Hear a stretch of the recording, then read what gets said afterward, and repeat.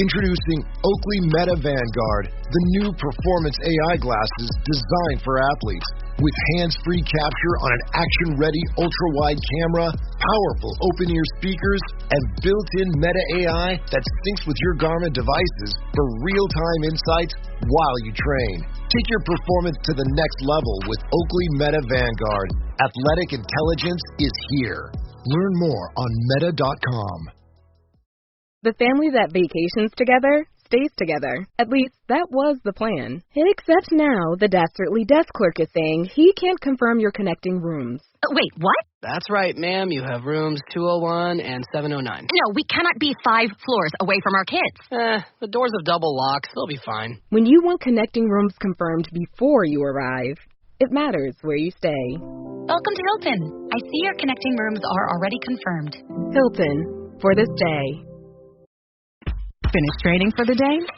Time to fight post-workout fatigue with Core Power Protein Shakes. They're packed with 26 grams of high-quality protein to build muscle and electrolytes to help hydrate. The nutrition you need to help your body replenish, rebuild, and repair post-workout so you can power on to the next one. Champion your recovery with Core Power. Visit corepower.com to learn more. 5, 4, 3, 2, 1.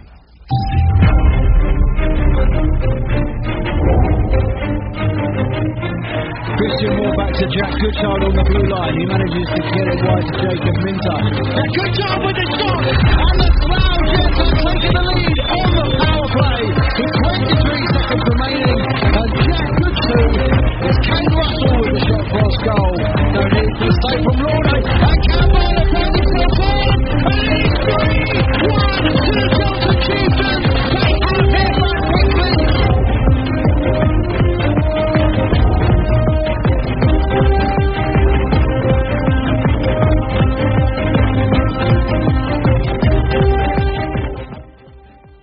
Hello and welcome to Zero Pucks Given, the UK Ice Hockey podcast hosted by me, Ben Hyde. And me, Caitlin Norpiner. And this week we are joined by Cardiff Fire skipper Lewis Stevens. How you doing, mate? You okay? Yeah, I'm all good, thank you. Thanks for having me on. Of course. Welcome. And what a weekend you guys have got on the board with a real entertaining game against Solent. Yeah, it feels like a long time coming, even though it's only been a couple of weeks the season started. But yeah, it's good to finally close out a win where, you know, I mean, the Swindon games, the results weren't great at all. Then Chelmsford, we were 3-2 down with, I think, 5 minutes to go. And yeah, the result finished 6-2. So, and then similar, the following game in Victor, we held them to 1-0, again to the last 5 minutes, and then the game finished 3-0. So that last 5 minutes, I think the realization is, you know, that last 5 minutes is, you know, without that last 5 minutes, the first 55 minutes are completely irrelevant. So, yeah, it's good to close out a win, especially against Solent. Seems to be the only team we can cause an upset against in this league. It does play perfectly into what Shep said in the last episode, the roundup episode, where he said this was the first time you guys had actually played for 60-plus minutes. Yeah, well, yeah, we went from 55 minutes to playing 65. So, yeah, it was. Yeah, it's good. It's good to get a win. The boys were saying it's a shame it was on a Sunday night, because I think we might have gone out and had a couple of beers. Yeah, I bet the atmosphere in the room was insane after. Oh, it was good fun. Yeah, it was good fun. I bet It was a few tired boys. Monday morning. We'd done the Gillingham trip the day before in Invicta, so as much as the room was electric, I think everyone was just ready to go home and get to bed. Get into bed for Monday, yeah. What was the the atmosphere like when Solent had that penalty shot with like a second to go in overtime? Oh, it's one of those you don't really you can't really watch, but Scanlon, you know, you have confidence with Ben Scanlon when it comes to penalty shootouts, because well, we know how hard it is to score him, even when we do juice boy at the end of practice. Scanlon's good at penalty shots, so but luckily, I don't know, this might upset him a little bit. But luckily, they were in our zone for the last closing minute, so it was nice and snowy in Scanlon's area. Get those moves off. It must have felt like, I said it in the last episode, it must have been like a Mighty Ducks moment with a penalty shot in like the last second to win it. I think it was 1.6 or something seconds like that. Yeah. But now all the people to give it away is player coach Shep. I've not spoke to him. He sent his thoughts in, but someone messaged me on the Sunday night saying, surely that's just a goal. Instead of delay a game and then giving a penalty shot, it's a goal. What would be your interpretation of the rule? I mean, it's tough to say when it's a 1-1 game to give a penalty shot, but I understand that it is fair. You know, the player would have had a shot on net. I don't think you can award a goal. I think a penalty shot is the right. It was the right call. You know, you got your chance to score the goal then, and also if he didn't jump on the puck, they may not have scored anyway. So I think a penalty shot's fair. To award a goal, no, I would disagree with that. Unless it was for us, then I'd be pretty on board for it. Was it the right call by Shep then to just dive on the puck? Well, it's one of them, Yeah. What actually happened? Did he just sort of like sit on it? He sat in it with his belly, yeah. It was a sort of a 1-on-1. I think his stick got knocked out of his hand, so like a reverse stick lift type thing. And he just sort of scrambled and just jumped on it. So it worked. It worked. Definitely, yeah. In pure instinct. Mm. So it's a big year for the Fire. Obviously, it's your second year back up at this level, which is terrific. It's such a shame that we've lost 2 teams, so we're back down to 8. But it's so great to have Cardiff back in there, despite obviously the long away trip for everybody. It's just need that representation. But it's also the 10th anniversary of the Cardiff Fire, which is phenomenal. Yeah. Well, that long away is every game for us. so we don't get any sympathy there from us. But no, it's good. I think last year we sort of our hand was sort of forced to come up a bit early with the Canucks starting up. But we have to make the move because otherwise if there's a team there we could have never have gone up. So we came up and we qualified for playoffs, which was our goal. So yeah, it was a good season. It was frustrating because there was results that we'd given up.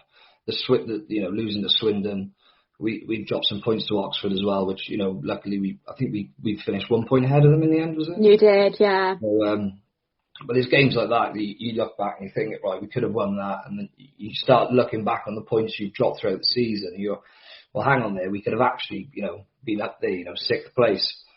So that was a bit of a confidence going into this season. But then obviously, as you say, with Milton Keynes and Oxford dropping out, that's not 8 guaranteed wins, but 8 winnable games for us where, you get your confidence and, you have those good games. Yeah, it's not been ideal for everybody where that's concerned. And as we said right at the beginning, I think with my preview episode that I did with DJ Dave. Yeah. I think you said we beat Slough, didn't we? I think you had that one wrong. He was very, very confident. He was. To be fair, he messaged me before the Swindon game. I was like, "Do you really think Swindon will be good this year?" I was like, "Yeah, I really do, Dave. I really do." Yeah. But it was a terrific perspective actually, because I've been offered to DJ a couple of games, and it's distances of made I can't do it. But I mean that seems horrifying to me to do the DJ in that game. Yeah. Sometimes, you try not to pay attention to it, but sometimes they do play some funny stuff, and you just sort of you lose your concentration on the game for a minute. But I think I don't know if it was Dave last season. I can't remember who we're playing, and it was line up on the goal line. You start announcing the players, and it's like that after everybody's. So we just all started laughing. I don't think that's helped us in the game. We didn't play very well. It's they're pretty on the ball with playing relevant music to what's going on, and it's the same when you get obviously all the rinks. The DJs all seem to do a good job for the crowd and it's a good job of distracting the players. Well, it's one of the unsung jobs really, because as much as obviously the hockey's going to entertain the 500 to 1,000 people that are there, that's a massive part of the game, as you say. When a player goes off on a penalty, play a relevant song. When it's a goal, play a relevant song. It's a big part. And Swindon, they're I don't know if it's the same on the home bench, but on their away bench, the speaker is right there. So I think we had a timeout. As we lost, I won't say the scoreline because no one wants to hear that, but we called a timeout, and I couldn't hear a word that Brabham or Ellis was saying because this music was just blaring. So yeah, they do have an impact. Yeah, that's blatantly on purpose. That's like no hot water in the dressing room type shit. I didn't think they could play music when a timeout was called, to be quite honest. I don't think that's allowed. Yeah, disqualification will take the 3 points. take the point. Well, so because there is only 8 teams in the league now, what we discussed with Dave right at the beginning of the season was, as much as if there was 10 teams, you'd say finishing 8th again was still a successful season. That's now finishing bottom, so you have to push on now, don't you? Yeah, I mean, even if Oxford and Milton Keynes had stayed, 8th place wouldn't be our target for this season, and that doesn't change without them there. We know we've dropped, especially against Swindon, the 2 games, so we need to claw back those points elsewhere now.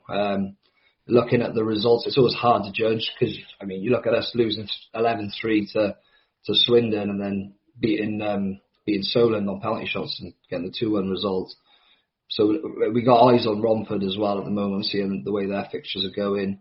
But yeah, there seems to be a lot of. There's no clear winners at the moment, that's for sure. No, there's been a lot of tight games this year, actually.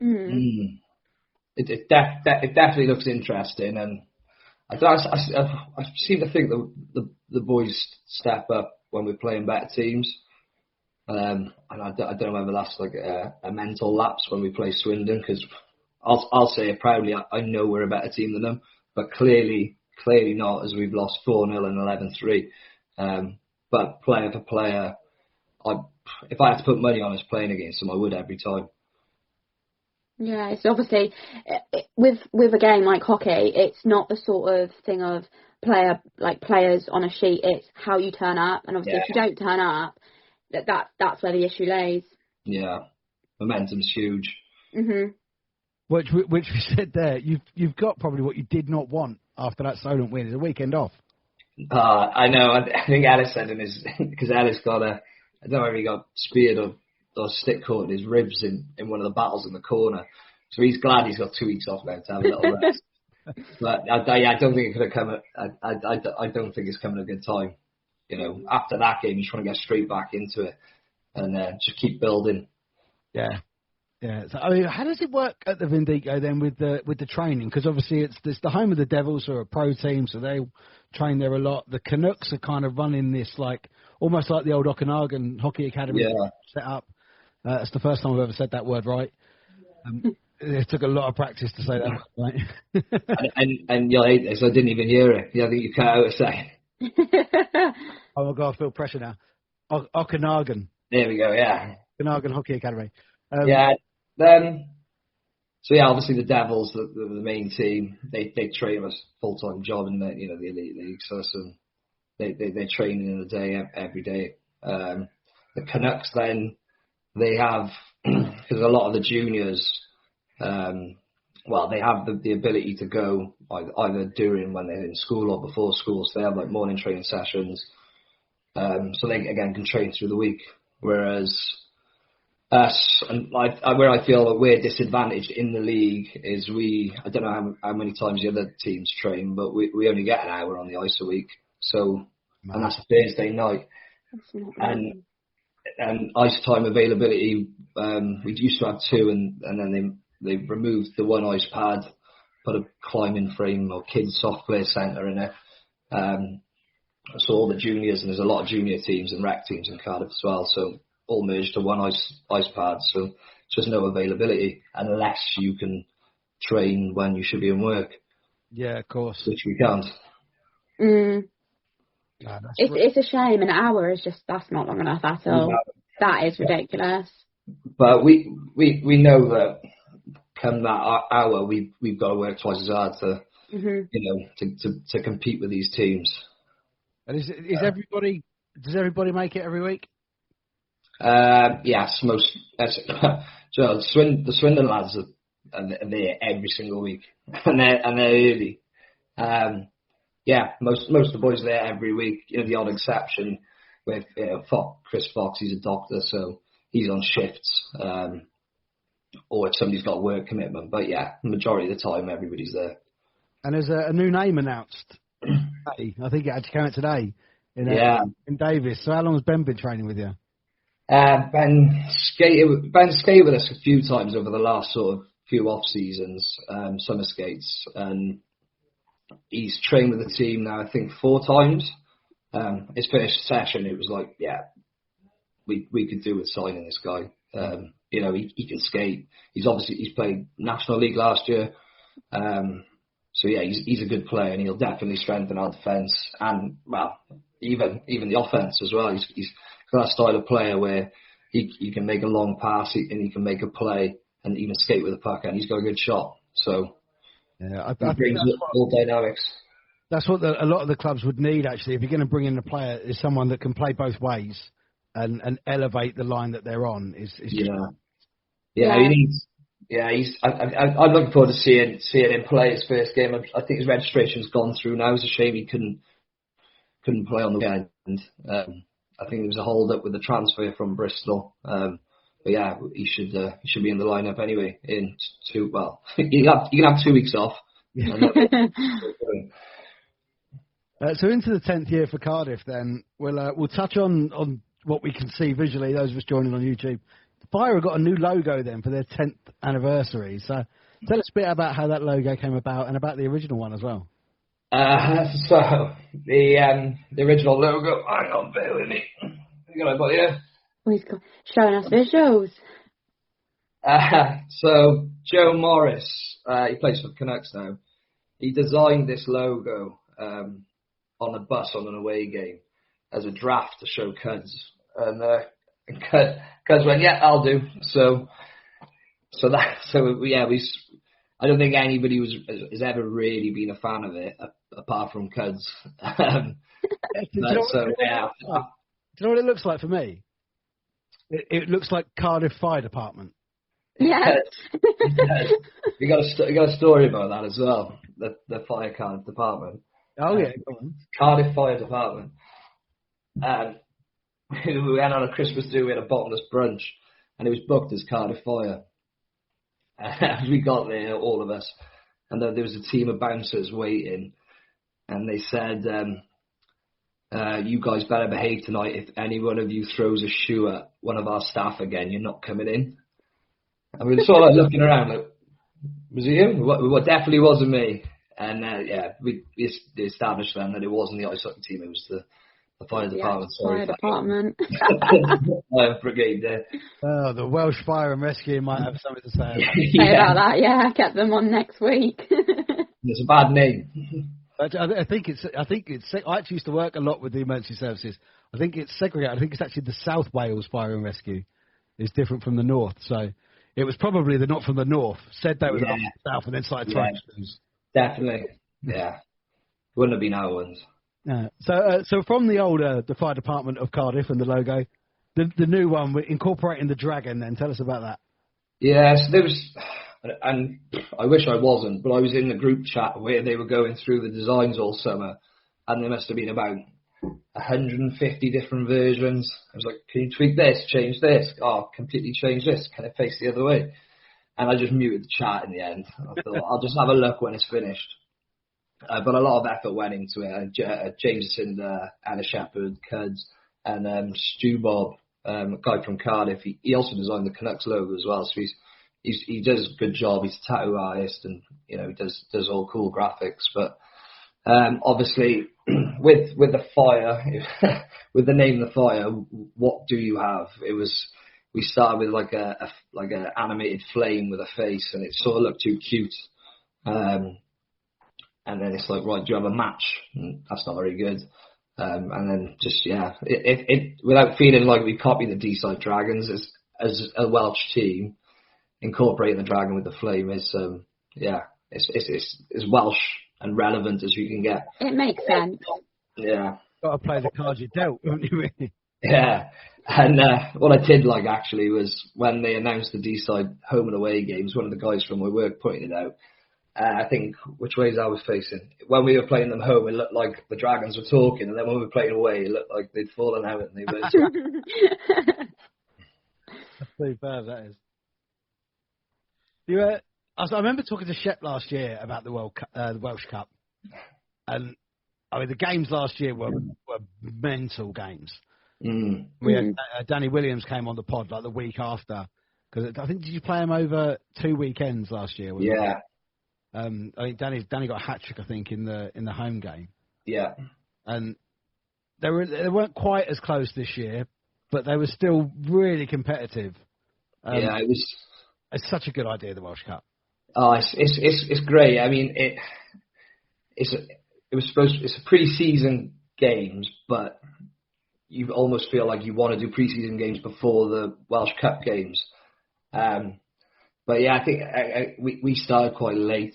Ellis's fault because he had to go on his honeymoon for 3 weeks. Nice for Sam. We'll blame him. But yeah, no, it's good. They're a good group of guys, and they got a really competitive team. Their team is stronger again this year than last year. They got a much better goalie anyway. But yeah, last year was a bit wild. I think we were 5-4 down with like 40 seconds to go. So we called a time. I was like, right, let's just see this game out now. We got another 3 periods, and Danny Williams just they picked the puck up from the face-off, just went all the way down the other end, like completely against everything, but he scored. So that was a really good moment. And then we started hot in the second leg. I think we went like 4-0 up. And then we lost I think 11-9 in the end, or 12-10, something ridiculous like that. It was like goalies couldn't catch a cold that night. This year, I think it was 4-2 both games this year, wasn't it? 4-2 both games, yeah. Yeah, they were. It was again the fourth goal in the first leg came in the last couple of minutes, or like the last 2 minutes or something like that. So we were confident going into the second leg, but yeah, we just struggled to put the puck in the net. And their first line. I don't know if you watched any of their games. Not this season. No. Their first line is very strong. It'd be interesting to see how they would do against other teams in our South League. Well, I mean, obviously with the Sheffield Steel City Showdown thing, we had the opportunity to do that last year. D-side were my dark horses to make the finals. They didn't in the end. But do you, when you're playing against them, see a difference in North style hockey in comparison to the South? It's weird because yes, because I played 3 games for them maybe 3 years ago now, something like that. And when I went out there, it's like this looks quicker. But then when you get out there, it didn't feel faster. I don't know whether that's just a perspective thing or not knowing who the players were, and just because when you know what someone's style of play is, you start to think different. But yeah, I think Slough, for example, they beat their top team, didn't they? Yeah, not at Sheffield. That was at Coventry in the actual league winners game. I think it was like 6-1, and it was a bit of a tonking. Yeah. But from what I'd heard, Slough got to Coventry the day before, stayed in hotels, and Billingham left at 5 a.m. to get down there. And I was like, oh, look who's salty. There was a lot of that going on. Yeah. I think that the actual playoff final between Slough and Billingham at Sheffield was an astonishing game, and Billingham won 4-3. Yeah, it was really, really tight. And like I say, I think what I can see happening eventually is the National League conferencing. Because I just think, especially teams from the South, your Basingstokes, your Romfords, going to Solway, and it's just too much. Yeah. So if you were to have like a National League South that had the likes of, Chelmsford, Slough, Streatham, Milton Keynes, Bristol, and whatnot, and then when the Cardiff Fire, and then when the playoff kicks in, you like the top from the South would play the fourth from the North, and it would go like that. I think that would end up being really, really competitive. Yeah, no, there seems to be quite a divide in the leagues, I think, in terms of even within their own leagues, the top and bottom. Because I was thinking last year, Streatham, Slough, Invicta, Chelmsford, even Solent. That there, and then if you sort of took the second half or the bottom third of the first league, and then you've got some good teams in two like Peterborough and Guildford, I think you would make a competitive league there. But saying that, we beat Solent on the weekend, so I'd always rather play better teams, and I know the boys would rather always play better teams. And even if we lose, I'd rather lose 4-2 every weekend than win 15-0. If that makes any sense whatsoever. Yeah, no. I think a lot of people see all these teams winning all the time. It gets boring. I bet for the players as well it gets boring. It's just repetitive. Don't worry, neither would I. I was an Oxford fan. No. I'm not saying anything. Yeah. These are the last 2 years. No, but yeah, it's definitely more enjoyable playing in this league. But then I guess, did Guildford win the league again last year? Yeah. So Guildford staying in that league and winning it every year. Yeah, that's boring to see, even if someone's not even playing in that league anymore. Just make the jump, test yourself. It's ambition, isn't it? It's ambition, I think, as well. Obviously, coming from how was it as a team adapting from going from NIHL 2 to NIHL 1 last season? Oh, it was huge. It's huge. I mean, obviously we've recruited. I think we picked up Bailey Hine-Pitcher at the tail end of the Div 2 season. Yeah. Darren Moody, Danny Williams, Joe Llewellyn, all players that come from Div 1. A couple of us had played in the NIHL 1 season before COVID. Mm-hmm. But even then, the standard had increased a lot more from what I could remember. And I don't know whether that's imports going up in the higher leagues and players, funneling down. But yes, it's such a huge jump. Apart from, as I say, Guildford in Div 2 and Peterborough in Div 2 would have definitely beat Milton Keynes that were in Division 1. Yeah. So I don't know whether a promotion relegation would help both leagues. Yeah, over a couple of years it would sort itself out. But then I also do see the player side of it, where it's it's a hobby. That Division 2 level. I don't want to play double headers every Saturday and Sunday, so we'll just stay in this league because we play a game this Saturday and have 3 weeks off, and then play again on another Saturday. And I think a lot of fans forget about that. This isn't your job. This is what you do. You play it because you love it. Yeah. And I think so many fans just completely forget that. Oh, they definitely forget that when they're giving you stick. Yeah. It works the same moving up from 1 to the national, because people spoke about Streatham winning the league and the cups and everything 5-6 years on the trot. Why don't they go up? Because all of their players would leave.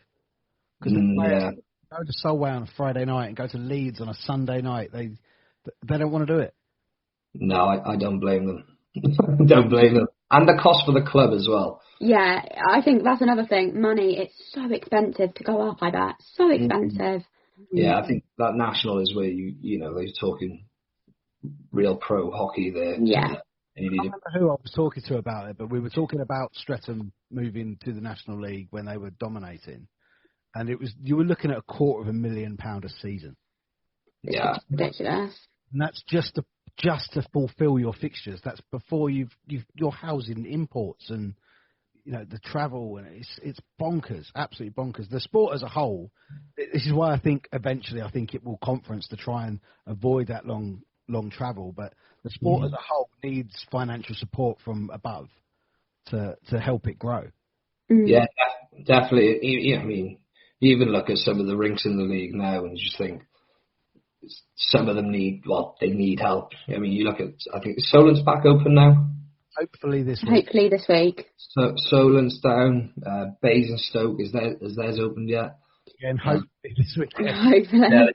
There's a couple more that just they could do with being knocked down and rebuilt. And I get you'll take the ice wherever it is, and if you're fortunate to have a rink, no matter how much stick you may get for it being not as nice as other ones, but ice rinks shouldn't have a lack of ice in the corner of the rink. You know, like Invicta, I think the puck went out. Invicta, the puck went out the corner on the floor. Yeah, it went through the boards. So we had to stop and go back to the face. Their boards at like the scoreboard end are like leaning like that. It's dreadful. Yeah. Well, Basingstoke was interesting because I know there was the stands that were condemned. So they weren't safe for you to sit on. They all had mould on and stuff, didn't they? Yeah. They were Our vile. changing room is underneath the stand that's not safe for people to sit on. It's like, so you can't sit there, but we can get changed underneath it. The fact that the Buffalo were still playing that season it's crazy. Yeah, they did well as well because there was a line of a couple of the lads that played in national. They just you can see the difference in the level there. They won the playoffs that year. Halley and Hallam Wilson, Paul Petts. That was it. Those two running the show. And to be fair, Xander Robinson and Cam Buckle were both there as well. Cam's at Solent now. I'm not sure where Xander's playing because he was at MK. I'm not sure. He's still at MK. Yeah. So, they did have a terrific little side. But like I say, bonkers that they were still playing in that rink when it was... I think that's one of the worst rinks I've actually been into, like the state of it. It's dreadful. It's the only rink we've ever got to. And I think this was probably the year before, 2 years before the lockdown. We drove to Basingstoke for a game, and it was in Div 2. And our player coach, Phil Manny, took a look at... There was like... say about Invicta missing the ice in the corner. This was a solid chunk of ice missing from the corner. And he just said, no, boys, we're not playing on this. Yeah. If somebody goes in that corner, you break a leg, he said, I won't be able to live with that. So, we're not playing. So we just jumped back on the bus and we went back to Cardiff. Great day out. How riveting. Started chipping for the bus fuel. To the pub and stuff like that. Come about. Well, it's okay. Right, so Ellis was the captain, and then when he sort of stepped into that player coach role, it was like, right, you can't have your captain and your player coach the same person. So it just went into a vote, and the team voted me in, which I wasn't expecting at all. And it's just we vote every season. It's nice to know that the boys want me to wear the C for the team. So that must be rewarding for you because you're clearly doing something right. They clearly respect you. Yeah, well, yeah. I'd like to think so. Yeah. It also makes, I don't know whether from my point of view as well, from having it, makes me take it a bit more seriously than perhaps I used to. Where you think, I've got a game tomorrow, but I've got a night out tonight, which was like in Division 2 you could sort of get away with. Now you think, right, you lead by example, and you got to turn up and be in your best physical state than the nights out on a Friday after start. Great power comes great responsibility. Yeah. Well, I'd love to be do as I say, not as I do, but yeah. But would it also be behind, because you're, aside from those games at D-side, you are a lifelong Cardiff man, are you not? Yeah, I've played in Cardiff since I think under 12s. I think I had a year out later on in juniors, or from 18s to first year of senior, because I had a shoulder operation and I had to take a year out, and then obviously the COVID year. But always played in Cardiff. So shoulder operation, that's a different way of saying you found birds and booze. Yeah. You hit the nail on the head there. So how come you've never branched out of Cardiff? It's just home? Yeah, I mean, the team, they always post fire family, and as cringy as that can sound sometimes, it is true. The boys you play with, they sort of merge with your life. They become your friends. We go to each other's weddings, go on holiday together. And us being in Cardiff as well, as you say, with the travel, the appeal to drive, well, where would we go? Bristol would be the nearest. And you couldn't couldn't jump to the Derby team because your friends wouldn't be your friends anymore. But yeah, the appeal of driving and the rink we've got is so good. Why would you want to? Why would you want to go? Yeah. Want to go? Yeah, I've got to say the Vindico is one of my favourite rinks. Oh, it's such a good rink. I love it. But, this may leave Caitlin out slightly, this question, but obviously you talk about going on holidays together, going on your weddings and stuff. Let's talk about golf. Yes. Because you got some good like low handicappers in the Cardiff team. What's the Cardiff Fire golf day like? So we did when the end of the last season. I think it was like a week or two after the week after Slough knocked us out, we went to Prague on Ellis's stag do. But yeah, when we came back there, we played at Cottrell Park. I think we had four balls. We got me and Aaron Reagan. We play all the time. We're both members there. I've got up now to 18, which is I've not had a great summer of golf. Aaron's just creeped down lower than me, so he's off about 16.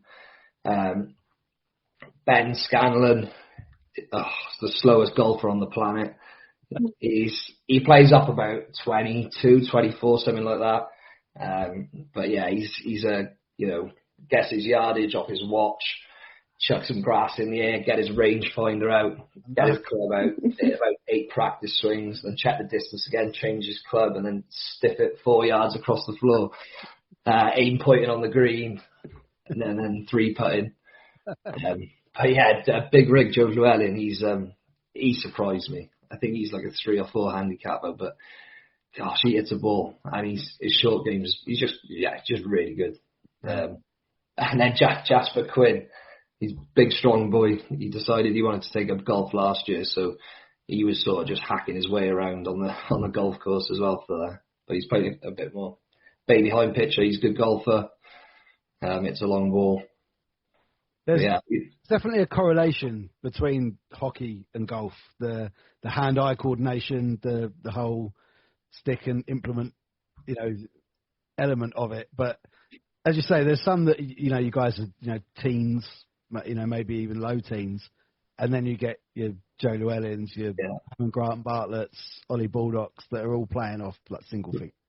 Yeah, I think Ross Kennedy from D-side, I think he's off a scratch or one or something ridiculous like that as well. He was why are these guys just good at everything? It's annoying, isn't it? We did recently. Me and Lewis spoke in the week because it's something that I was actually thinking about, and then he randomly brought it up about having a ZPG golf day next summer where we'll try and get some, a 4-ball for maybe each team in the league. We'll have a big day, raise some money for charity, and get some and have a laugh. And we'll start looking at getting that together, I think. I'll try to learn more about some golf then. It'd be nice to play some of these. Some of the higher up in the league teams and try and beat them in a different sport. But you just said the Bartletts are off single figures, so yeah. I think they're them guys that are ridiculously good at everything. Yeah, that's all good fun. That'd be a great idea. I think you'd definitely have a lot of interest from, a lot of the teams by the sounds of it. I know. Yeah, string together 2 4-balls from Cardiff easily. Excellent, yeah. Well, we've got some questions coming from the listeners. I was expecting it to go a little bit more towards the over the line side of it, to be fair, but it's not been too bad. So we've got 6 in total. So me and Kate will take one of these each, and I'll start with your player coach Shep. It has just said Barbara or Bonnie. We're going to have some backstory here. I hope there's not a Barbara Blue, and this is a... Well, if there is a Barbara Blue, I'd choose Barbara Blue. But no, so it's 2 bars in Cardiff. There's Barbara's and Bonnie Rogues. And we go to them both. So they're sort of like unofficial sponsors for, they sort us out when we go there. Oh, very nice. Obviously not in season. Or on a Saturday night when you've won and not got a game on Sunday. Yeah, then we do go to Barbara's then, but yeah. I'd definitely been to Barbara's more, but they both have their place. So yeah, I'll say both. The nightlife in Cardiff is actually quite legendary, actually, isn't it? Oh, that's amazing. Is it the student element, do you think, or is it just the Welsh love a drink? Yeah, well, you think it's the students, but then during the summer when the students are gone, it's still the same. But you get like stags and hens come down for a night out, so there's always people from all over. It's just always busy. Have you been to St Mary Street? It's been years, and I'm probably talking like before I met my wife. Years, like it's just a street, and it's just bars and pubs, and then chippies and kebab shops, and then we got Chippy Lane. So yeah, you can go down there, get some chicken curry and chips, or a kebab, cheesy chips. That's great. That's great to know, because Cardiff is one of my uni options if I do go to uni. So you might have sold it to me there. Highly recommend it.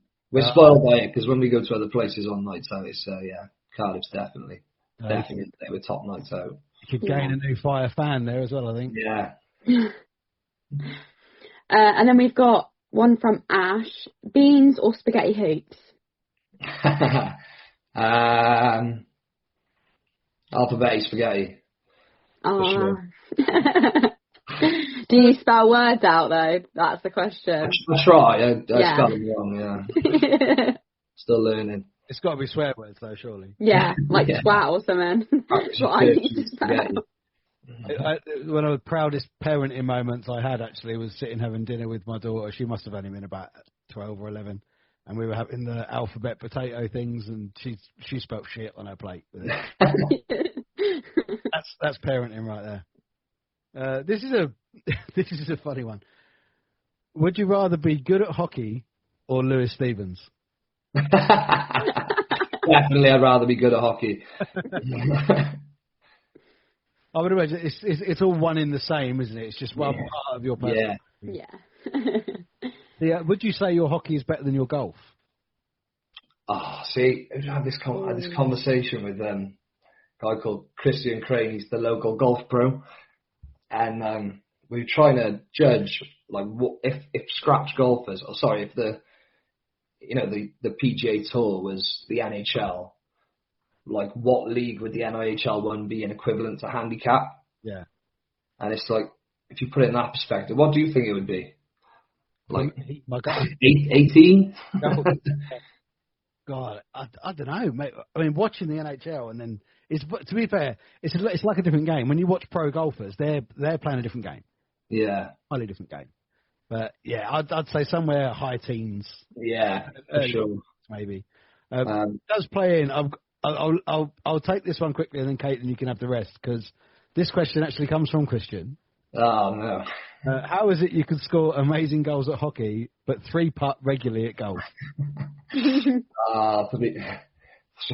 he's my golf coach. That's why. A 3-putt is a sore subject this week. So me and my dad, we played Aaron Reagan and his dad, and we've been sort of trash talking for about 2 months about this match. And it was all square going down 17, and I 3-putted on 17 and 18, and we lost by 1 hole. Oh, so. Yeah, 3-putting was a problem for me on Saturday as well. I hit a lot of Lieutenant Dan's. That's mad for a lesson. Yeah. You know what? I learned to play when I was 11, and if you go back like 30 years, it was different. How you were taught, the grip, everything was different. I think if I had a lesson now, I would jump up easily to a 36 handicap. Easily. Yeah. Because I've just got so many bad habits. I think if a golf pro saw me drive the ball, they would have a fit. Yeah. Absolutely. Because that's what it looks like I'm doing. What's the lowest you've ever been? I've never been lower than 28. Because even at 11, when I learned to play, I played for like 4 or 5 years quite solidly, but I was never actually tracking the app. I was just enjoying playing it. And then when I picked it back up again in my early 20s, I only play 4 or 5 times a year with my society, that's it. 28 handicapper. And you've been playing since you're 11. Yeah. You're a bandit. Is that bad? I'm not a bandit. There's a guy in my society who plays off 40, And I'm thinking, if you're playing the forward, shouldn't be allowed. I'm expecting that you're not even able to walk, let alone one of those swingless clubs. Yeah. So yeah, no, that's bandit too. No, I played on and off. I only play 4 or 5 times a year. So yeah, it sticks at 28. I'd imagine if I put 3 cards in, I could probably get 26, 27, depending on how good a power I have. But yeah, no, I am certainly not a bandit. Yeah. Frustrating game. It is indeed. It is indeed. Caitlin, what we got left? Right, I don't want to get this wrong. Is it Brocken or Broshan? Brocken. Brocken. Favorite human being on the planet. How are you so good looking, have such a great tash, and an incredible captain? Whoa, I wasn't expecting that. The moustache is, I think it's like Marmite. People either like it or they hate it. Like my mum, for example, hates it. Every time I see her, she says, ask me to please shave it off. Yeah, no, I'll just say, well, cheers, Brock, you little flirt. But Brocken's trying to grow a moustache as well. So you keep it up. You'll have him one day. And then this is from Mitchie, who I'm pretty sure you're a photographer. What are your goals for this season? To score a goal would be good. I'm on a drought at the moment. How long? Yeah. Well, I got a goal in the last game against Slough away, the second leg of the playoffs, and I haven't scored since. So, well, that's the problem. Yeah, I think it's because Ellis has moved me to the front of the net on the power play, so I'm not shooting the puck anymore. I'm just getting hit by them. Nice bruise off Joe Llewellyn from last weekend, limping around the office for 3 days. That's nice. Is he saying maybe you should move your feet a bit quicker? Yeah. I said to Joe, do you want me to move out of the way? He's like, no. Just stay there. Just stay there. You're a bigger target than the goal, and if it goes for you.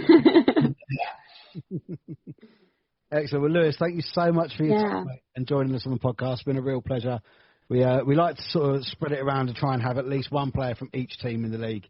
And I know we spoke about this right towards the end of last season, so it's finally get it done. No, I think you would, when you were on about not continue doing it or sort of slowing it down a bit. And I'm glad you carried it on, because it's just like, for us players and probably, well, obviously the fans as well, it's just like the one-stop hub for all the news and score updates in the league. So rather than having to jump back and forth between everybody's pages and see what the results were, we just go straight to Zero Pucks Given. And and your podcasts are good too. So thanks for having me on. Thank you very much indeed, mate. Of course.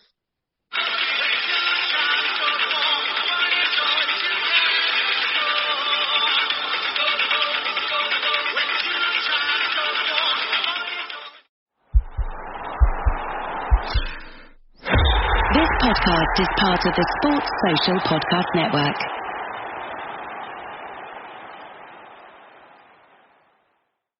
This episode is brought to you by LifeLock. It's Cybersecurity Awareness Month, and LifeLock has tips to protect your identity. Use strong passwords, set up multi-factor authentication, report phishing, and update the software on your devices. And for comprehensive identity protection, let LifeLock alert you to suspicious uses of your personal information. LifeLock also fixes identity theft, guaranteed or your money back. Stay smart, safe, and protected with a 30-day free trial at LifeLock.com/podcast. Terms apply.